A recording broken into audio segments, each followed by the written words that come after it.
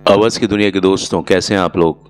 मैं उम्मीद करता हूं आप लोग अच्छे होंगे और अपनी ज़िंदगी का निर्वहन बड़ी खूबसूरती के साथ कर रहे होंगे। आइए आज के अध्याय को हम शुरू करते हैं।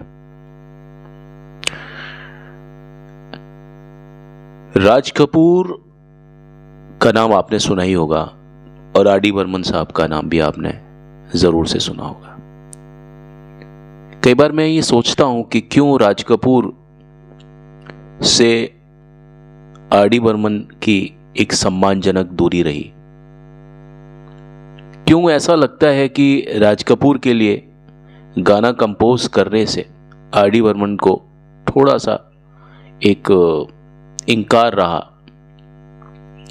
आर डी बर्मन अपने दौर के बहुत बड़े कंपोजर हुआ करते थे और उनका जो कंपोजिंग स्टाइल था वो बिल्कुल अलग हटकर था और उसका जो प्रभाव है वो आजकल के जितने भी आपके म्यूजिक डायरेक्टर्स हैं उन पर पूरी तरह से मिलता है। तो आर डी बर्मन एक बहुत दिग्गज कंपोजर हुआ करते थे और वहीं दूसरी ओर राज कपूर सिनेमा के सुपरस्टार, और सुपरस्टार से कहीं ज़्यादा वो डायरेक्टर स्टार थे, शोमैन। इसी तर्ज पर राज कपूर ने बड़ी बड़ी फिल्मों का निर्माण और उनका निर्देशन किया और शुरू में उन्होंने अभिनय भी किया था। उन्हें संगीत की और फिल्म जो मेकिंग है उसके जितने भी आयाम होते हैं उनकी बहुत बारीकी से परख थी, लेकिन उनमें भी सबसे ज़्यादा जो उन्हें परख थी वो डायरेक्शन की थी और संगीत की थी। शानदार गायकों और संगीतकारों के साथ उन्होंने काम किया था, जैसे कि शंकर जयकिशन साहब। लेकिन बात जब आर डी बर्मन की आई तो कंपोजर ने यानी आर डी बर्मन साहब ने उनके साथ काम करने से इनकार कर दिया। आखिर इसके पीछे क्या वजह थी? आर डी बर्मन ने 3-4 दशकों तक संगीत जगत पर पूरी तरह से राज किया। अपने ज़माने के दिग्गज रहे रफ़ी साहब यानी मोहम्मद रफ़ी साहब, किशोर कुमार, लता मंगेशकर, आशा भोसले और भी कई महान जो गायक हैं उनके साथ में उन्होंने काम किया। उन्होंने बड़े बड़े सुपरस्टार्स की भी फिल्में, जो उनकी डेब्यू फिल्में थी, उनके लिए म्यूज़िक कंपोज किया।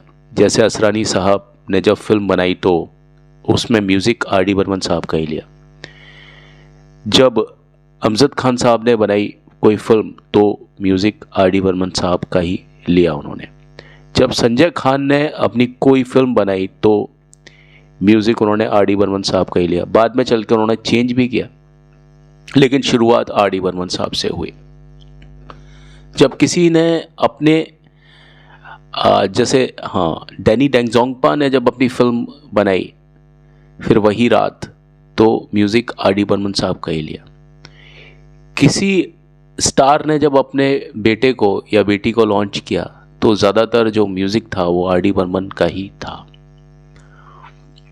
तो आर डी बर्मन कुछ इस तरह के एक कंपोज़र रहे हैं जिन्होंने कई स्टार्स के जो उनका भविष्य था, फिल्मी भविष्य, उनको संगीत के तर्ज पर इंडस्ट्री में स्थापित किया। फिल्मी सितारे उन्हें अपनी फिल्मों में गाना कंपोज करने के लिए आगे से खुद उनसे मिलते थे, उनको अप्रोच करते थे। आर डी बर्मन अपने दौर में अमिताभ बच्चन से लेकर ही राजेश खन्ना तक इतने बड़े कलाकारों के साथ में तो उन्होंने काम किया ही, उसके साथ में उन्होंने बहुत छोटी छोटी जो बैनर की फिल्में और जो छोटे छोटे कलाकार जो आज कहीं भी उनका गूगल पर भी जिक्र नहीं होता, उनके लिए भी उन्होंने बहुत ही ज़्यादा मधुरतम गीतों की रचना की। यहाँ तक कि उन्होंने कपूर ख़ानदान के लिए भी गानों को कंपोज किया, म्यूज़िक कंपोज किया। लेकिन उसके बावजूद भी वो राज कपूर के साथ में थोड़ा सा ट्यूनिंग अपनी नहीं बैठा पाए। राज कपूर अपने दौर के मशहूर अभिनेता, निर्देशक और निर्माता थे, ये बताने की मुझे ज़रूरत नहीं है। आप सभी जानते हैं उनकी फिल्में। ब्रांड हुआ करता था उनकी फिल्म का, आर के स्टूडियो के नाम से।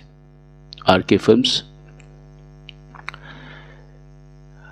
RD बर्मन राज कपूर के जो बच्चे थे, यानी ऋषि कपूर, रणधीर कपूर और उनके भाई शशि कपूर, उनकी बहुत सारी फिल्मों में RD बर्मन का म्यूज़िक हुआ करता था। अब जैसे मैं ऋषि कपूर की फिल्मों के नाम बताऊं तो शायद ऋषि कपूर को अगर गानों से जाना जाता है उनके प्राथमिक जो स्तर पर, वो RD बर्मन की वजह से है। रणधीर कपूर के भी कई जो गाने हैं बहुत रोमांटिक, अगर आप ढूंढेंगे तो वो RD बर्मन के लिए ही है, RD बर्मन द्वारा कंपोस्ट किए ही हैं।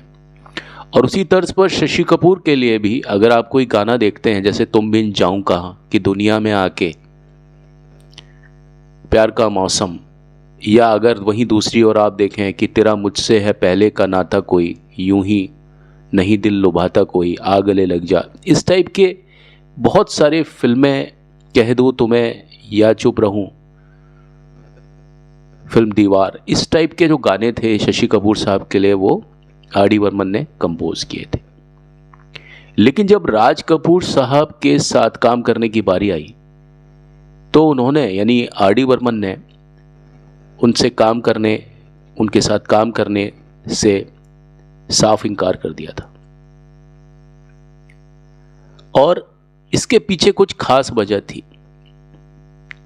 दरअसल एक बार हुआ यूं कि रणधीर कपूर यानी डब्बू साहब, जो कि RD बर्मन के बहुत अच्छे दोस्त थे, बहुत क्लोज थे, यानी चिंटू, ऋषि कपूर और डब्बू दोनों RD बर्मन साहब के बहुत ज़्यादा नज़दीक थे। और आप अगर कोई भी फिल्म देखें, कोई पुरानी तस्वीर देखें, तो उसमें आपको ये लोग मस्ती करते हुए ज़रूर दिख जाएंगे। तो रणधीर कपूर ने RD बर्मन को एक धुन तैयार करने को कहा।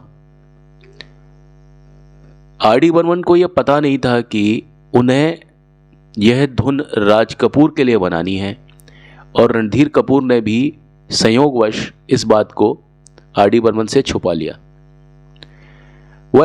RD बर्मन ने बिना कुछ सोचे समझे, क्योंकि उनके दोस्त यानी रणधीर कपूर ने उनके सामने ये पेशकश रखी थी, उन्होंने इस बात को स्वीकार कर लिया और उस फिल्म को साइन भी कर लिया। अब मैं फिल्म बताऊंगा ये कौन सी फिल्म थी और गाना कौन सा था। और उसी सिलसिले में जब रणधीर कपूर ने RD बर्मन से फिर से एक सिटिंग यानी मुलाकात करने का कहा उस धुन के बारे में जो गाने की थी, तो जब RD बर्मन रणधीर कपूर साहब से मिले तो रणधीर ने उनसे कहा कि जाइए और राज कपूर के साथ आप इस धुन पर काम करें, और राज कपूर साहब इस कमरे में। यह सुनकर RD बर्मन थोड़ा परेशान हुए, सन्न रह गए और थोड़ा नाराज भी हुए। और इसी नाराजगी में उन्होंने डब्बू यानी रणधीर कपूर से कहा कि तुमने मुझे पहले बताया क्यों नहीं कि यह धुन तुम राज कपूर यानी अपने पिताजी को देने वाले हो। यह धुन मुझे उनके सामने बजानी है। अगर मुझे यह पता चलता तो मैं कभी भी इस फिल्म को साइन नहीं करता। अब मामले का इतना ज़्यादा जो गंभीरता थी, ये तो रणधीर कपूर को भी नहीं मालूम थी। इस बात पर रणधीर कपूर साहब भी दंग रह गए। तो उसके पीछे जो वजह रणधीर कपूर ने जाननी चाहिए, तो RD बर्मन ने ही कहा था कि जब मैं बहुत छोटा था तो क्या हुआ था कि मुझे एक बहुत बुरा अनुभव हुआ था, जो कि मुझे हुआ था गुरुदत्त साहब से। यानी गुरुदत्त ने RD बर्मन की धुन पर यानी उनकी धुनों पर एक फिल्म में उनको म्यूजिक डायरेक्टर के तौर पर साइन किया था। लेकिन उनके जो मानदंड थे बहुत अलग किस्म के थे गुरुदत्त साहब के। वो किसी भी चीज़ से कोई कॉम्प्रोमाइज़ या कुछ अलग टाइप की सोच थी उनकी। तो गुरुदत्त साहब के साथ में इस तरह से RD बर्मन का जो काम करना था ना, वो उसका अनुभव थोड़ा खराब रहा था। तब से RD बर्मन इस टाइप के जो डायरेक्टर्स होते थे उनसे एक खास किस्म की दूरी बना करके चलते थे। जो आपको थोड़ा सा स्पेस दे सकता था, जो आपको थोड़ा सा लिबर्टी दे सकता था, जो फ्लेक्सिबिलिटी दे सकता था, RD बर्मन उनके साथ में काम ज़्यादा करते थे। या जो बातों का बुरा नहीं मानते थे उनके साथ में। जैसे आपने देखा भी कि अगर उनकी ट्यूनिंग गुलजार साहब के साथ में है, वहीं दूसरी उनकी ट्यूनिंग फिर आप देखिए ऐसे डायरेक्टर के साथ में भी है जैसे रमेश बहल, जो बहुत फ्लेक्सिबल थे। गुलजार साहब फ्लेक्सिबल नहीं थे, लेकिन उनके बीच में अंडरस्टैंडिंग बहुत अच्छी थी, यानी वो एक दूसरे की बात का बुरा नहीं मानते थे। और इस चीज़ में राज कपूर की तरफ से आर डी बर्मन साहब इस चीज़ की कमी यानी अभाव मानते थे कि राज कपूर हो सकता है किसी बात को लेकर के आर डी बर्मन से नाराज़ हो जाएं अगर आर डी बर्मन अपना कुछ एक राय कभी म्यूज़िक मेकिंग में उनके सामने रखें। तो उन्होंने कहा कि मैंने कभी भी गुरुदत्त साहब के साथ फिर कभी बाद में काम नहीं किया, और जब गुरुदत्त ने मेरे कई गानों को लेकर के एक फ़िल्म की घोषणा की थी, राज फिल्म थी, उस फिल्म का नाम राज था, और 1967 में वो फिल्म आने वाली थी, और वो फिल्म कभी आई नहीं, और बिना बताए उस फिल्म को कैंसिल कर दिया गया। तब से राज कपूर जो थे, वो भी गुरुदत्त साहब की तरह ही बहुत ज़्यादा स्ट्रिक्ट टाइप के डायरेक्टर हुआ करते थे। यानी अगर फिल्म इंडस्ट्री में अगर दो शोमैन की बात की जाए तो शायद राज कपूर से भी बड़े शोमैन रहे हैं गुरुदत्त साहब, लेकिन उनकी फिल्में बनाने का जो एक नज़रिया था वो थोड़ा सा आर्टिस्टिक था, कमर्शियल कम होता था। लेकिन राज कपूर की फिल्मों में आपको आर्ट तो मिलता ही है, लेकिन कमर्शियल बहुत ज़्यादा होती हैं उनकी फिल्में। बहुत बड़े बैनर की फिल्में तो खैर थी ही, लेकिन बहुत बड़ा बजट लगाते थे उसमें। तो राज कपूर के बारे में भी आर डी बर्मन ने सुना था कि उनके साथ भी काम करना थोड़ा मुश्किल है, क्योंकि राज कपूर अपनी बात को मनवा लेते हैं लेकिन सामने वाले की बात को वो इतना ज़्यादा नहीं मानते। तो बेसिकली ये जो एक मिलन था जो आर डी बर्मन का राज कपूर के साथ था, वो बहुत ज़्यादा मजबूरी में हुआ था, जिसके पीछे जो वजह थी वो थे रणधीर कपूर साहब। रणधीर कपूर ने आर डी बर्मन को लाख समझाया कि भाई काम कर लो, लेकिन आर डी बर्मन नहीं माने।